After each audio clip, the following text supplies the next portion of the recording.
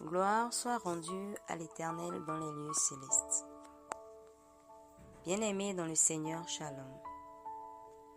Le dévotionnel de ce jour a pour thème la vie avant et après la croix. Car ceci est mon sang, le sang de la nouvelle alliance, qui est répandu pour plusieurs pour la rémission des péchés. Matthieu chapitre 26, verset 28. La croix de Jésus-Christ a tout changé. Elle est la ligne de démarcation absolue entre la vie avant Christ et la vie après Christ. La véritable différence entre l'Ancien et le Nouveau Testament n'est pas le temps, mais la croix. Le message de la grâce révèle ce que la croix, la mort, l'ensevelissement, la résurrection, l'ascension et la glorification de Jésus a pleinement accompli pour nous. Par sa mort, Christ a détruit celui qui avait la puissance de la mort, le diable, et il a délivré l'homme de la peur et de la servitude. Hébreux chapitre 2, versets 14 à 15.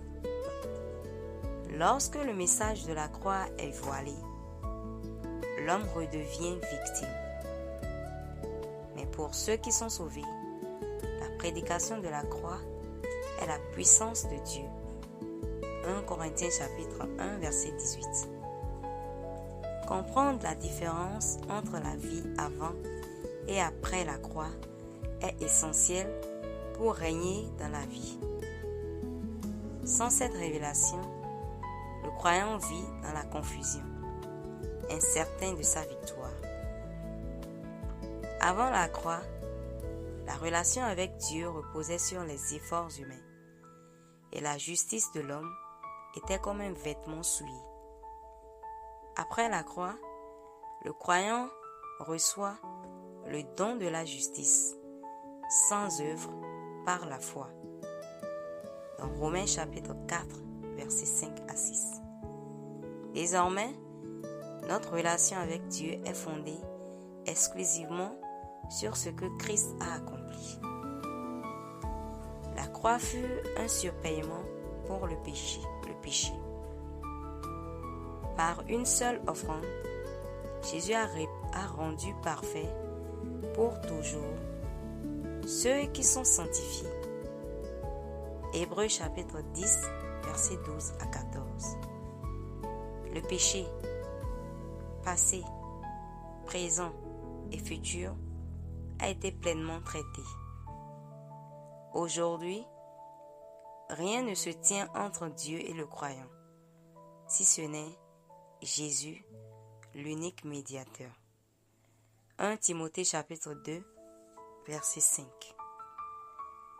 Après la croix, le Saint-Esprit demeure éternellement dans le croyant. L'adoration n'est plus liée à un lieu, à des symboles, mais elle se vit en esprit et en vérité. Jean chapitre 4, versets 23 à 24. En Christ, toutes les distinctions sont abolies. Nous sommes un seul homme nouveau. Galates chapitre 3, verset 28. Éphésiens chapitre 2, verset 15. Prière inspirée. Je vis après la croix. Je marche dans la justice reçue par grâce. Le péché n'a plus de pouvoir sur moi. Je règne dans la vie par Jésus-Christ. Amen. Shalom.